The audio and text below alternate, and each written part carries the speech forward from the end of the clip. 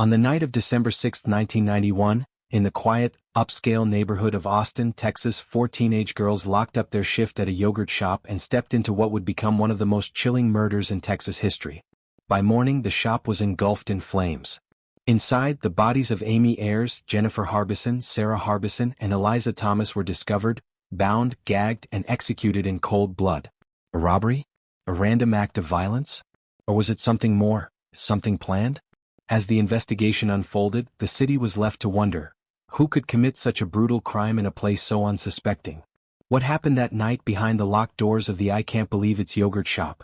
Tonight, we uncover the shocking truth behind the yogurt shop murders, a case that would haunt Austin for decades, leaving questions still unanswered. Stay with me. 4 young girls, each with a future full of promise, went to work that night, unaware that their lives were about to be cut short. Amy Ayers, just 13 years old, was the youngest of the group. Her radiant smile and bright personality made her a favorite among her friends. She had a passion for reading, spending hours in the library. Jennifer Harbison, only 17, was responsible and dedicated, helping support her family through her job. She was a beloved older sister to Sarah, her 15-year-old sibling, who was known for her love of animals and her shy, kind nature. And then there was Eliza Thomas, 17 years old, with dreams of becoming a nurse, known for her calm demeanor and her natural ability to connect with people. Together, they worked the closing shift at the I Can't Believe It's Yogurt Shop in Austin, Texas, a shop tucked away in a quiet strip mall.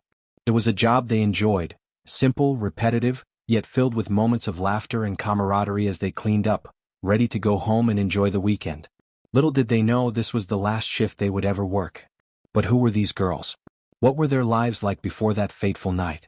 How did they become the targets of such an unimaginable act of violence? These weren't just random victims, they were daughters, sisters, and friends. Jennifer and Sarah shared a special bond as sisters. They'd often spent time together in their free hours, attending church, helping around the house, and sharing secrets only siblings could understand. Eliza, who had recently graduated high school, had dreams of a future beyond the walls of the small yogurt shop. Amy, still a child, was filled with hopes and dreams, just beginning her journey in life. What could have possibly led to such a violent, unprovoked attack on these innocent girls, in the very place they felt safest? The crime was brutal, calculated, and left the entire community in shock. The girls' lives were taken, but why? As police began their investigation, they uncovered something truly chilling. The girls hadn't just been killed, they were executed. Each girl was bound, gagged, and shot at close range. The fire that consumed the store, setting the scene for their discovery, wasn't just an attempt to destroy evidence, it was a final, desperate act of destruction. The killer or killers knew exactly what they were doing. But this crime didn't add up. What would drive someone to commit such an act against 4 young, innocent girls in the middle of the night? Was this a robbery gone wrong? Or was there something more, something darker at play? Was the killer someone they knew or a stranger passing through? The investigation into the murders was soon underway, but it quickly became clear that things were not as simple as they seemed. As the police worked tirelessly, a critical question arose. Could they find the truth? And if they did, would it bring the justice these victims so desperately deserved? Just days after the bodies were found, leads began to surface. But were these leads genuine, or was the killer deliberately manipulating the investigation to hide their identity? What happened in the hours leading up to the discovery of the girls' bodies? Tonight, we continue our search for the truth. Could the key to unlocking this case be buried in plain sight? Or had the killer already walked away, unnoticed by the very people who might have been able to stop them? The investigation was just beginning. But what would they uncover? Stay with me as we dig deeper into the mystery of the yogurt shop murders. As dawn broke over Austin on December 7, 1991, firefighters responded to a distress call at the I Can't Believe It's Yogurt Shop on the city's bustling north side. The building was on fire, its windows dark with smoke. Inside, the flickering flames were destroying what remained of the scene, but nothing could erase the horror that had unfolded the night before. Upon entering the shop, the firefighters made a horrifying discovery. 4 young girls who had been working a closing shift at the yogurt shop were lying lifeless on the floor. Their bodies were horribly disfigured, bound, gagged, and shot execution style. The shop was set ablaze, the flames now fueling the agony of what had happened.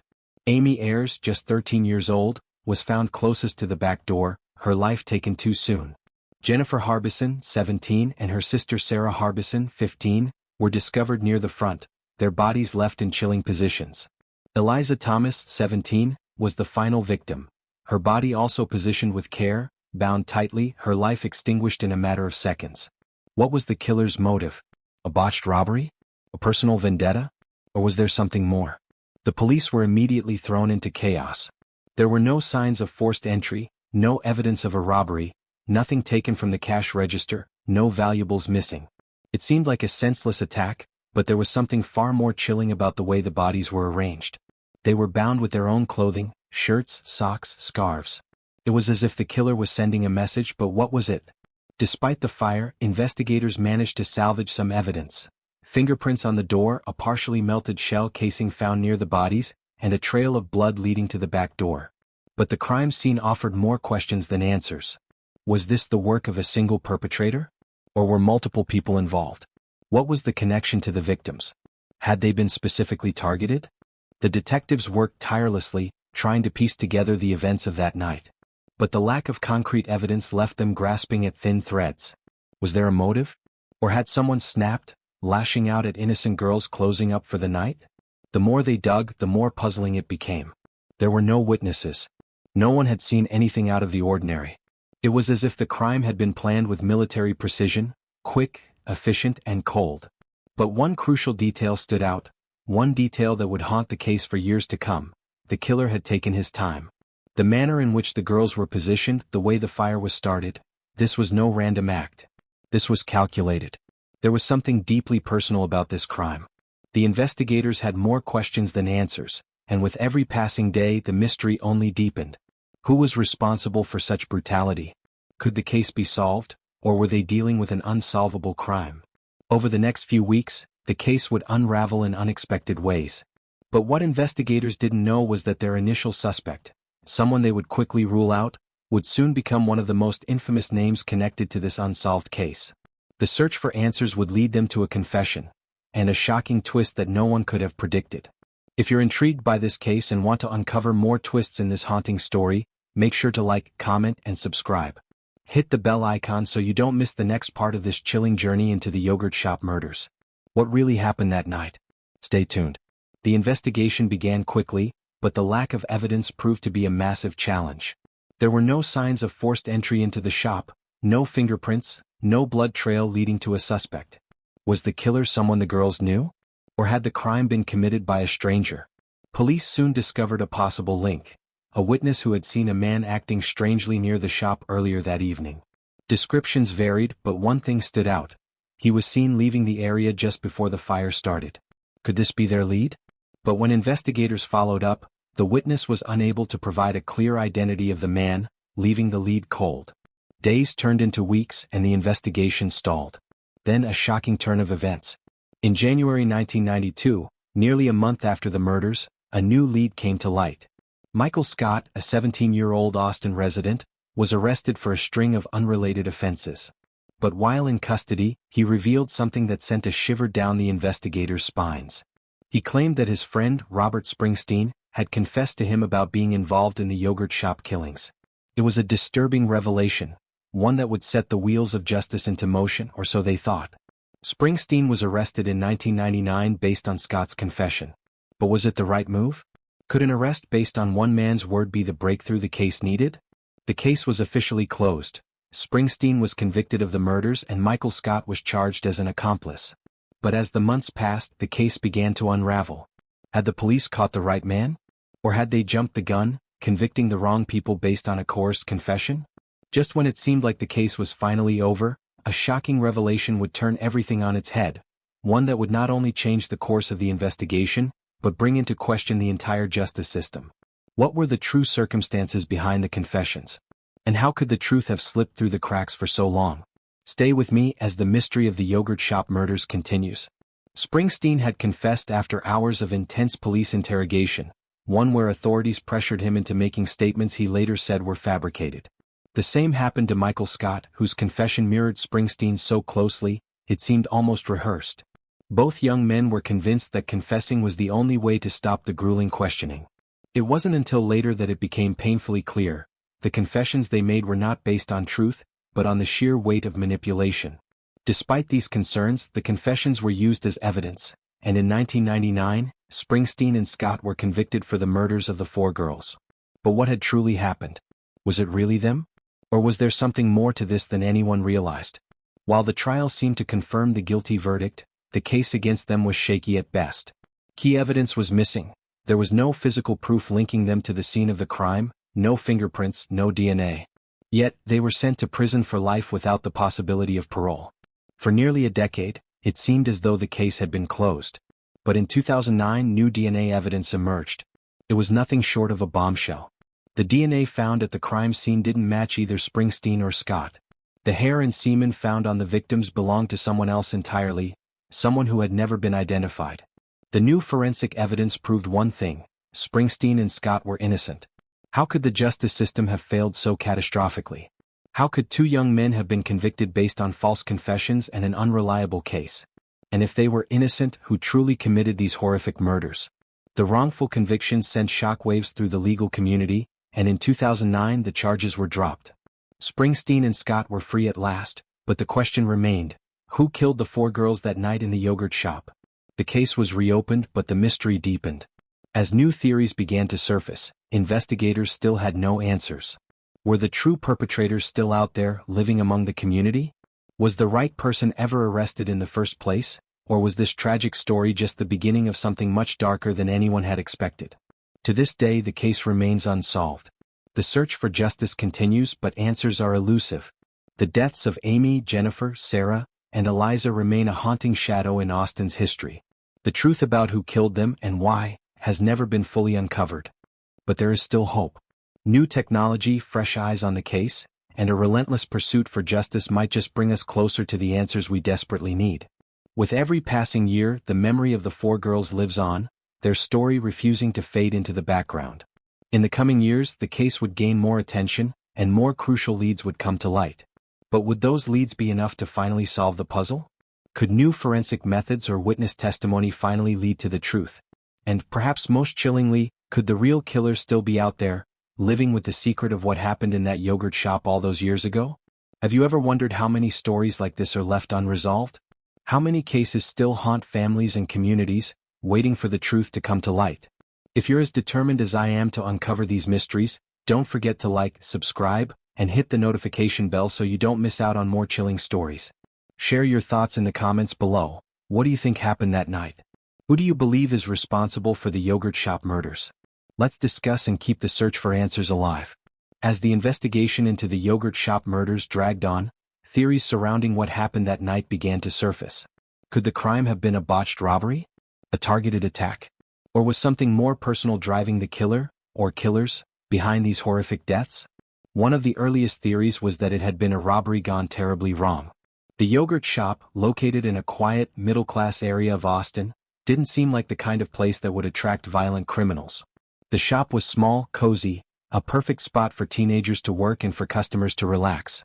But, as investigators quickly realized, there were no signs of forced entry.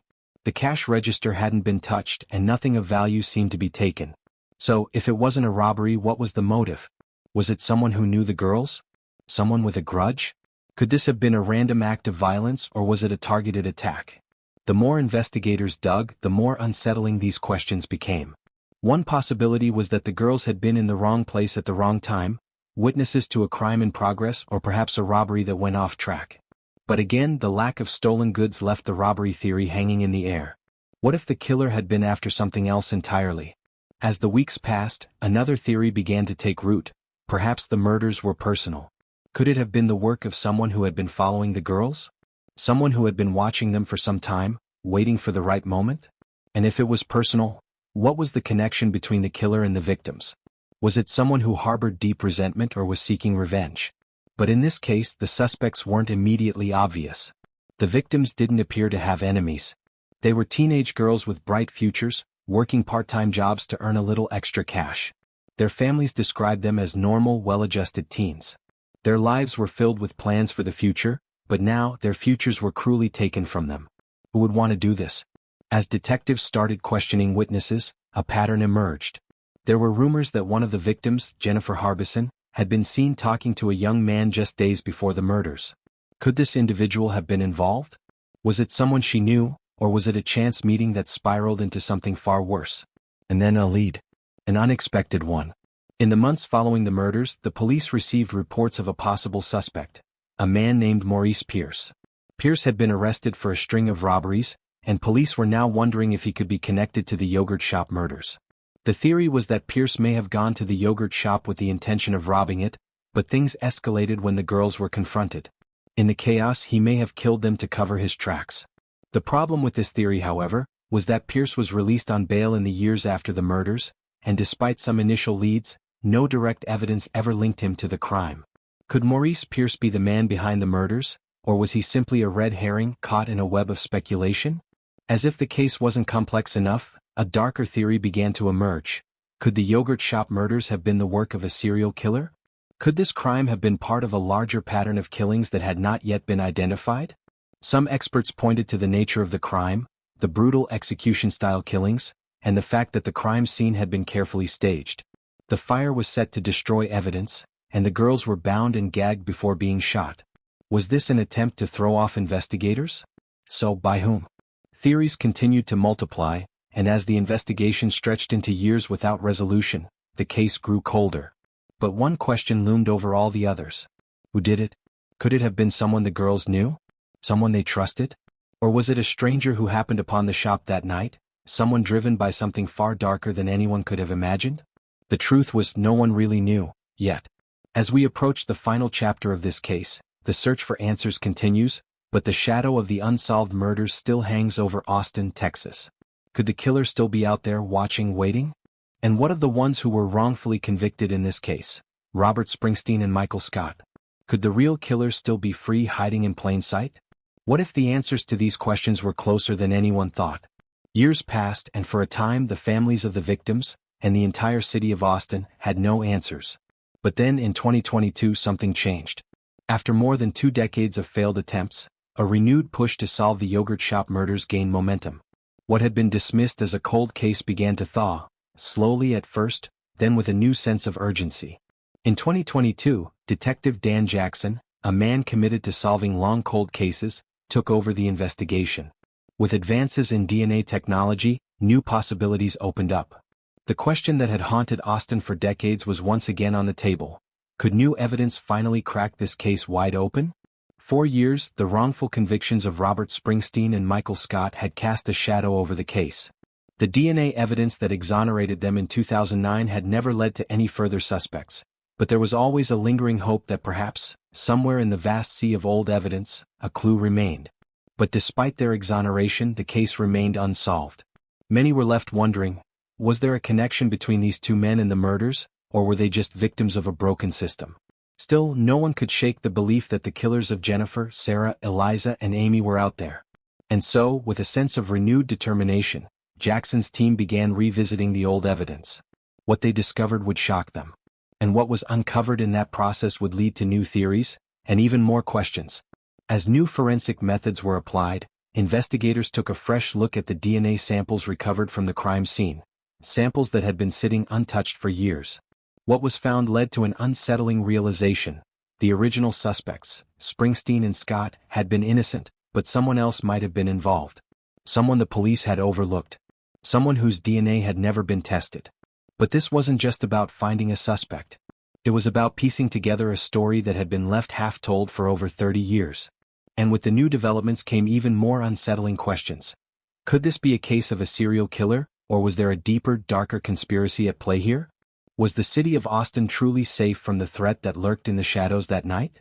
New leads, new DNA, and a new sense of urgency had revived the case. But could they close it once and for all, or would this remain an unsolved mystery, forever suspended in time, a haunting reminder of a city's forgotten tragedy? Just when it seemed like answers might finally be on the horizon, Detective Jackson himself began to wonder. Were they getting closer to the truth, or were they walking into another dead end, chasing shadows of a killer who was long gone? The haunting truth behind the yogurt shop murders might still be just out of reach.